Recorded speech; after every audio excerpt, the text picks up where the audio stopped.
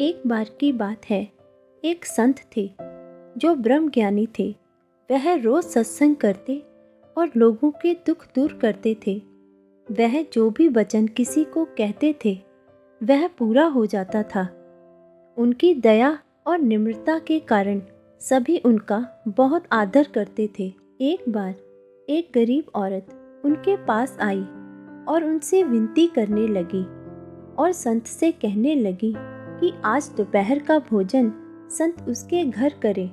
तो संत ने उसकी विनती स्वीकार कर ली और उसे कहा कि ठीक है, हम दोपहर के भोजन के समय तुम्हारे घर आ जाएंगे। यह सुनकर वह औरत बहुत खुश हुई और संत के स्वागत और भोजन की तैयारी करने लगी। लेकिन वह अपनी गरीबी के कारण दाल रोटी से ज़्यादा और कुछ न बना सकी।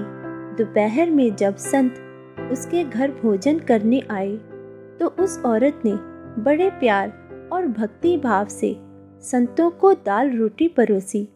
उसका प्रेम और भक्ति देख संत बहुत खुश हुए और बोले कि ईश्वर तुम्हारे मन की भावना पूरी करे। संत के इतना कहते ही उस औरत के पति का कारोबार तेजी से बढ़ने लगा। कुछ ही दिनों में वह अमीर हो गए और अब वह पति पत्नी अपना अधिकतर धन संत और उनकी संगत की सेवा में लगाने लगे। उनकी तरक्की देखकर उस औरत की पड़ोसन ने उससे उनकी तरक्की का राज पूछा तो उसने संतों वाली सारी बात उसे बता दी। तो उसकी पड़ोसन तुरंत संत को भोजन पर बुलाने के लिए गई और संत ने उसको भी कहा ठीक है, हम आ जाएंगे। तो उसने भी उस गरीब औरत की देखा देखी दाल रोटी बनाई और संत को परोस दी। उस औरत के पास पैसा बहुत था लेकिन भावना नहीं थी, केवल और पाने की लालसा थी। अपने लालच के कारण वह संत से कहने लगी कि हम बहुत गरीब हैं, यही बना सकते थे। तो संत ने उसे भी कहा कि ईश्वर तुम्हारी इच्छा पूरी करे। तो संत के यह वचन करते ही वह औरत गरीब हो गई।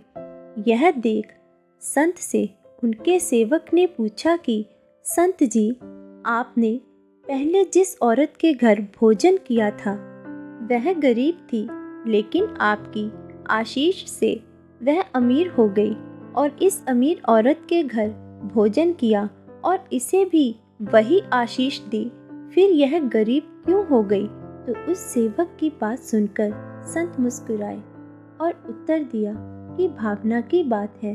दोनों ने ही एक सा भोजन बनाया था, लेकिन उनमें से जो गरीब औरत थी उसकी भावना थी कि अगर उसके पास और धन होता तो वह संतों का और अच्छी तरह से स्वागत करती और अन्य प्रकार के भोजन बनाकर उनको परोसती।